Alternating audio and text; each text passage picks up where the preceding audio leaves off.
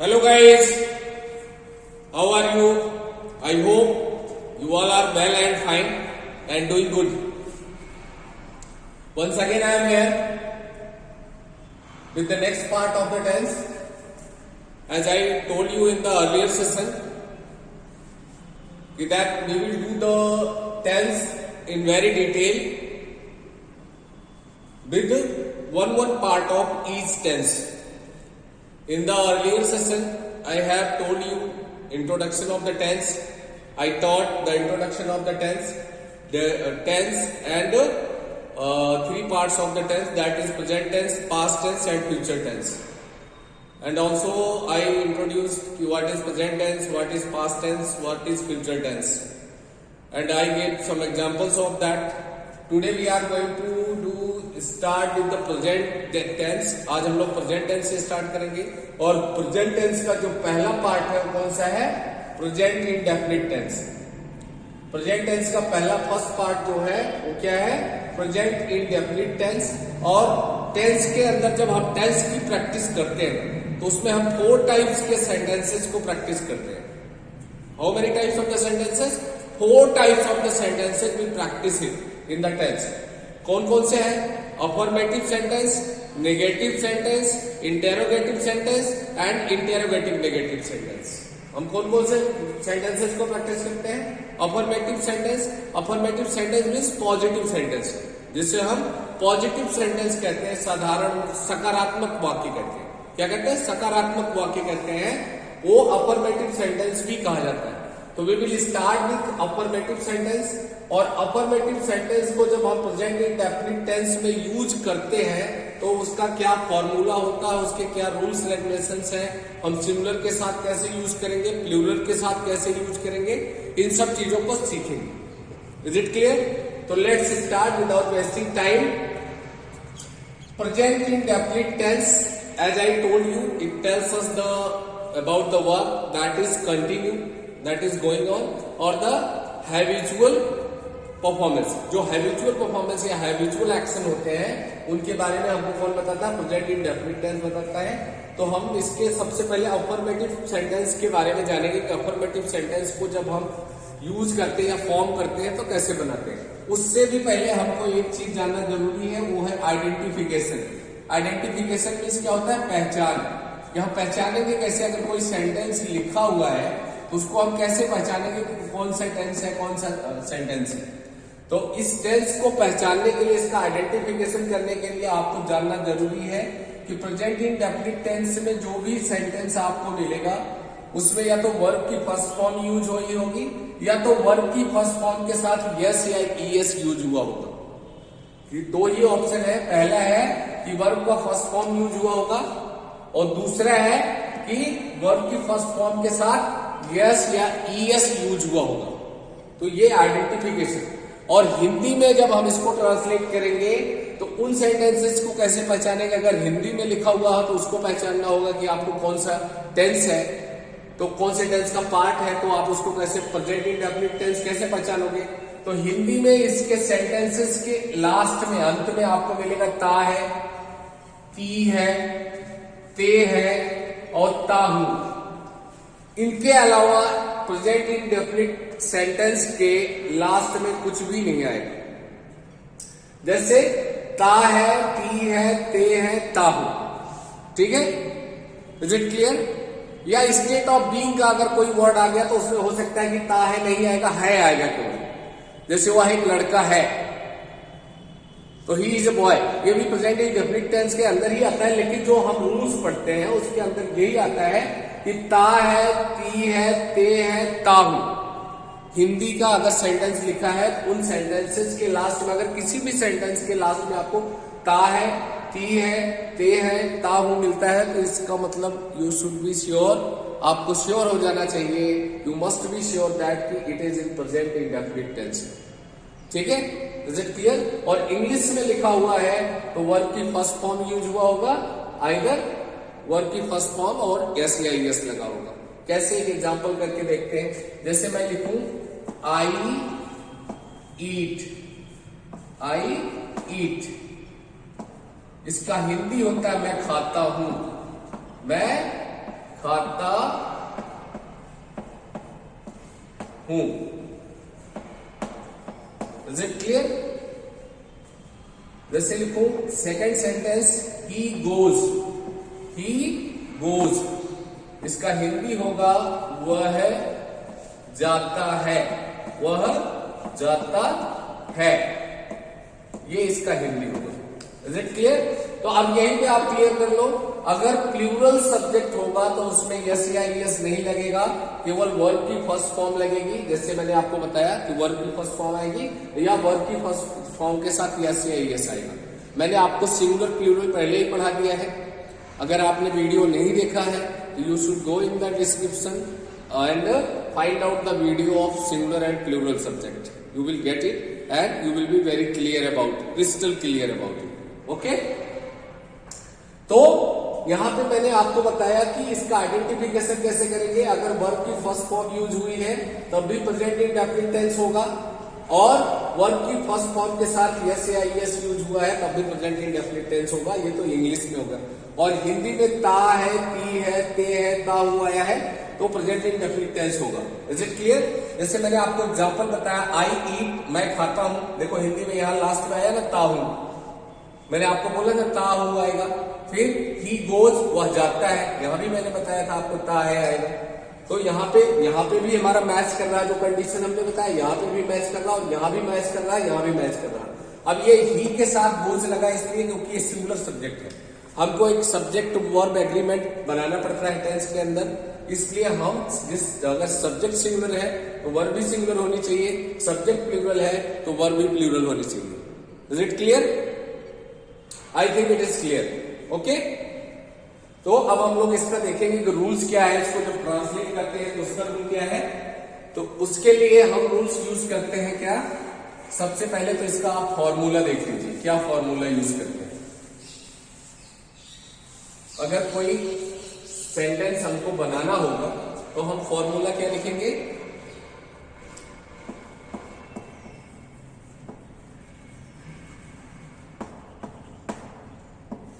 इसका फॉर्मूला होता है ए अफर्मेटिव सेंटेंस के लिए, keep in mind, subject plus V1 plus object, full stop. ये किसके लिए है? ये प्लूरल सब्जेक्ट के लिए है।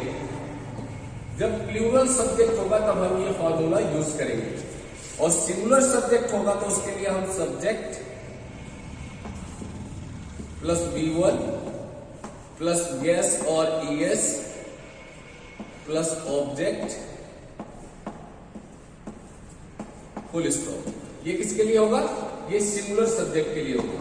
इसके लिए सिंगुलर सब्जेक्ट के लिए। और singular plural subject I have already told you, इसके अंदर ही सी इट आएगा, he she it and only one, और इसके अंदर I you we they and more than one. Is it clear? इसका जो फॉर्मूला है बहुत ही सिंपल है। हम जब सिंगुलर प्लूरल सब्जेक्ट यूज करेंगे तो सब्जेक्ट, V1 और ऑब्जेक्ट, ये केवल तीन ही चीजें आपको यूज करनी है। अदर वर्ड्स में और भी वर्ड्स आ सकते हैं अगर अदर वर्ड्स जुड़ा हुआ है, लेकिन मेनली ये तीन चीजें आती है, सब्जेक्ट, वर्ब और ऑब्जेक्ट। किसके लिए? Plural subject. प्लूरल सब्जेक्ट में कौन कौन आता है? I you we they and more than one person. और जब सिंगुलर सब्जेक्ट की बात आती है तो हम subject plus V1 plus yes या ईएस, ये वर्ब में ही ऐड हो जाएगा। इसको अगर ब्रैकेट में रखेंगे तो ज्यादा बेटर होगा। Is it clear? ये वर्ब के साथ ही ऐड होता है। तो क्या यूज करेंगे? सब्जेक्ट V1 यस और ईएस प्लस ऑब्जेक्ट। ये किसके लिए यूज होता है? सिंगुलर सब्जेक्ट के लिए। सिंगुलर सब्जेक्ट क्या होते हैं? He she it and more than one name. More than one name, कोई नाउन या नेम यूज हुआ है तो वो अगर एक केवल एक ही है तो सिंगुलर होगा, अगर एक से ज्यादा है तो प्लूरल होगा। Is it clear? Let's see with the example. हम एग्जांपल के साथ देखते हैं कैसे।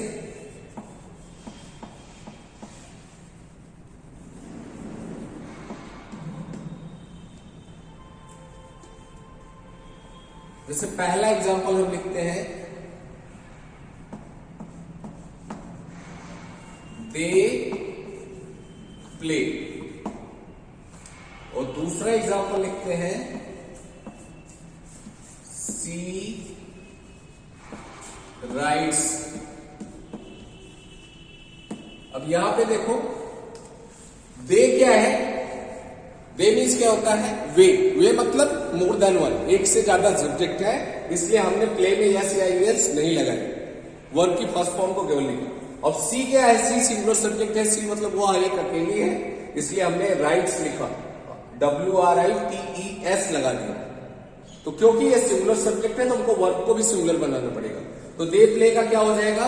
वे खेलते हैं, वे खेलते हैं।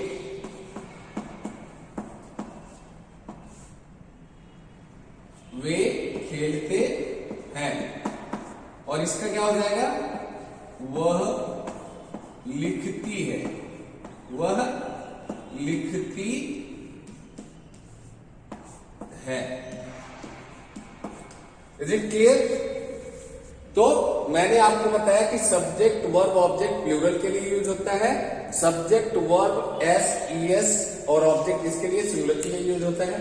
तो ये प्लूरल सब्जेक्ट है, इसके साथ हमने कोई एस या एस नहीं लगाया, और ये सिंगुलर सब्जेक्ट है इसलिए हमने इसमें एस लगा दिया।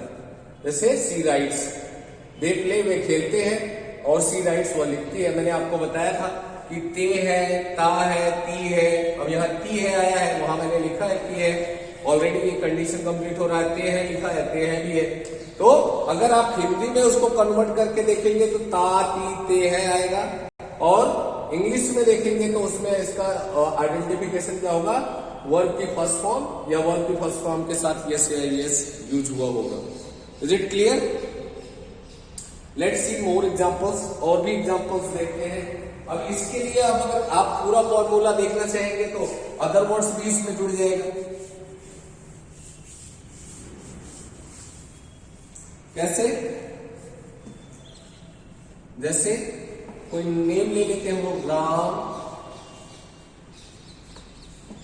Reads a book, Ram reads a book. ये तो हो गया first. Meera sings a bhajan, Meera sings a bhajan. Okay, अब ये राम क्या है? एक नाम है, नाउन है, सिंगुलर सब्जेक्ट है। मीरा क्या है? ये भी एक नाम या नाउन है, सिंगुलर सब्जेक्ट है, इसलिए हमने वर्ब में क्या लगाया? यस लगाया। यहां भी यस लगाया, क्योंकि ये दोनों ही सिंगुलर सब्जेक्ट है। जैसे Ram reads a book, Ram एक किताब पढ़ता है। मीरा सिंग्स अ भजन, मीरा एक भजन गाती है। तो ये सब्जेक्ट जब सिंगुलर होंगे, चाहे नाउन होगा चाहे प्रोनाउन होगा, अगर सिंगुलर यूज हुआ है हम वर्ब में यस या यस ऐड करेंगे, अगर प्लूरल होगा तो हम यस या यस ऐड नहीं करेंगे। Is it clear? I hope it is clear to all you. जैसे मीरा सिंग्स अ भजन, मीरा क्या है? सिंगुलर सब्जेक्ट है, इसलिए हमने सिंग में यस लगा दिया, सिंग्स हो गया। Is it clear? ओके, अब एक प्लूरल के दो और एग्जांपल्स देख लेते हैं कैसे होते हैं।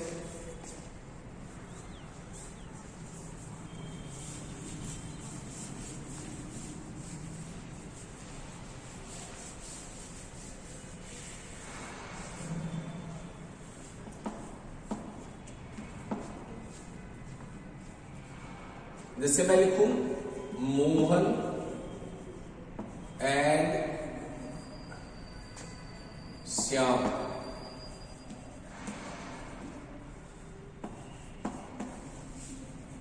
Play hockey, Mohan and Shyam play hockey. ठीक है, दूसरा मैं लिखूं चिल्ड्रेन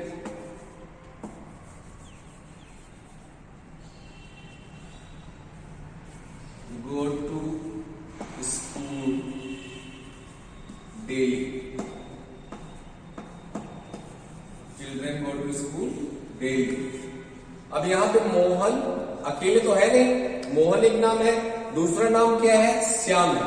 अब यहाँ दो सब्जेक्ट आ गए, दो नेम आ गए, मोर देन वन हो गया। दोनों किससे जुड़े हुए हैं, एंड से जुड़े हैं।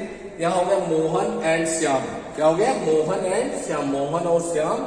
अब देखो हमने प्ले में यस या यस नहीं लगाया क्योंकि एक से ज्यादा सब्जेक्ट हो गया, जैसे दो सब्जेक्ट है मोहन और श्याम, ये प्लूरल बन गए। क्या बन गए, प्लूरल बन गए, इसलिए हमने प्ले में यस या यस नहीं लगाया। Is it clear, okay. अब जैसे मैं चिल्ड्रेन बोलूं, चाइल्ड होता है नहीं, चाइल्ड मीन्स बच्चा, और चाइल्ड का प्लूरल फॉर्म क्या होता है, चिल्ड्रेन। अब चिल्ड्रेन हो गया तो हमने यहाँ इसमें गो में यस या यस नहीं लगाया क्योंकि ये प्लूरल है। Children go to school daily, बच्चे प्रतिदिन स्कूल जाते हैं, रोज स्कूल जाते हैं, ठीक है। तो Mohan and Shyam play hockey, Mohan और श्याम हॉकी खेलते हैं। Children go to school daily, बच्चे प्रतिदिन स्कूल जाते हैं। Okay, let's see some more example.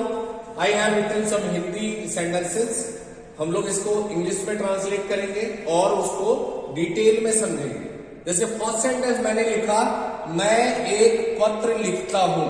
अब इसको अगर हमको इंग्लिश में ट्रांसलेट करने के लिए बोल दिया जाए तो कैसे ट्रांसलेट करूंगा? तो मैंने आपको फॉर्मूला बताया अभी कि सबसे पहले हम देखते हैं कि हमारा जो सब्जेक्ट है सिंगुलर है या प्लूरल है।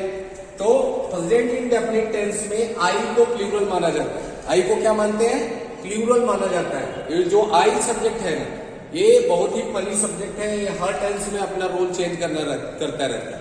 तो इसके लिए बी वेरी केयरफुल। आई को लेकर हम बहुत केयरफुल रहेंगे क्योंकि ये हर जगह अलग अलग तरीके से, जैसे अभी प्रेजेंट इंडेफिनिट में इसके लिए हम इसको प्लूरल मान रहे हैं, प्रेजेंट कंटिन्यूअस में अलग ही हम इसके लिए हेल्पिंग वर्ब यूज करते हैं, और पास्ट कंटिन्यूअस में ये सिंगुलर हो जाता है। तो आई को लेके बहुत कंफ्यूजन रहता है, बहुत फनी सब्जेक्ट है। तो इसके लिए आप केयरफुल रहिए, हर टेंस में कैसे क्या यूज हो रहा है उसको ध्यान दीजिए। जैसे मैं एक पत्र लिखता हूं, तो आई क्या है, प्रेजेंट इंडेफिनिट टेंस में इसको हम प्लूरल मानते हैं, तो इसका हो जाएगा मैं का आई। अब यहाँ वर्ब क्या है, लिखता हूं, लिखना है, तो लिखना की इंग्लिश क्या होती है, राइट। अब ये आई प्लूरल है, इसलिए इसमें हम यस या यस लगाएंगे नहीं, आई राइट। अब क्या लिखता है, एक पत्र लिखता है, इसका ऑब्जेक्ट क्या है, a letter, I write a letter. हो गया translation, that's so simple, okay. तो कितना सिंपल है, आप अगर इसको समझ जाएंगे इस चीज को, तो आपको लगेगा कि इट्स वेरी इजी, बहुत ही सिंपल काम है। जैसे दूसरा सेंटेंस है, तुम अपना गृह कार्य लिखते हो। अब यू की इंग्लिश क्या होती है, तुम की इंग्लिश क्या होती है, यू। तो यू भी प्लूरल सब्जेक्ट, यू मतलब तुम भी होता है, तुम सब भी होता है, इसीलिए इसको प्लूरल कंसीडर किया जाता है। Is it okay? तो यहां आप लिखेंगे यू, वर्ब क्या है, लिखना, तो राइट, यू राइट। किसका कार्य लिखते हो, अपना कार्य लिखते हो, तो यू का योर हो जाएगा, योर। क्या लिखते हो, गृह कार्य, यू राइट योर होमवर्क,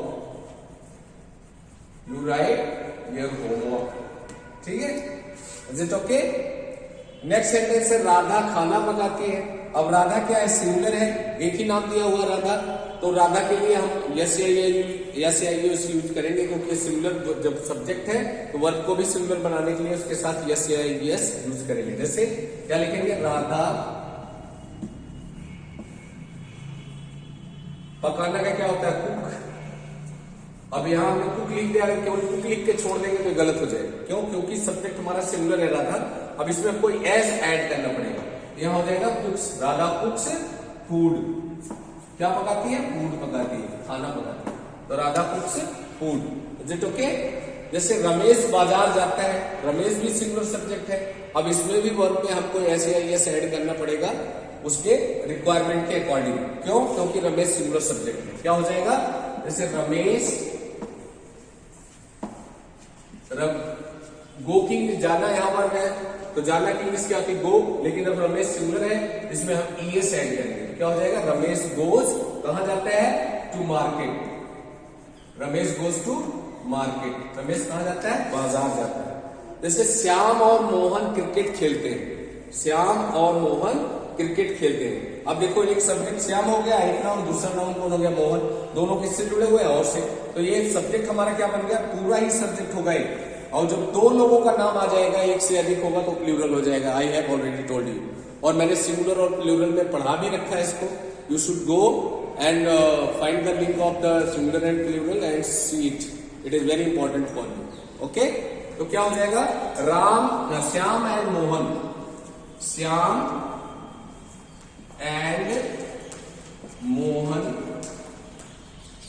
अब ये प्लूरल सब्जेक्ट हो गया तो हमको ऐसे आईएस लगाने की जरूरत नहीं है, यहां हो जाएगा play cricket. Shyam and Mohan play cricket. Shyam और मोहन क्या करते हैं, क्रिकेट खेलते हैं। Is it clear? तो हम लोगों ने इतने एग्जांपल्स देखे और इसके फॉर्मूलाज को देखा, इसका आइडेंटिफिकेशन देखा, इसकी पहचान को देखा, और आज हम लोगों ने अफर्मेटिव सेंटेंस के बारे में जाना। Tomorrow we will do the negative and interrogative sentence. कल हम लोग प्रेजेंट इंडेफिनिट टेंस का नेक्स्ट सेशन में क्या करेंगे, इसका नेगेटिव सेंटेंस कैसे बनता है और इंटेरोगेटिव सेंटेंस कैसे बनता है, इसके बारे में जानेंगे। I hope it is clear to all of you. Tense is very easy, if you are serious and sincere you can understood very easily. Okay, so it is clear to all of you, and I would like to thank you all for watching this video. Kindly like and subscribe so that you can get the more and more videos. Thank you very much.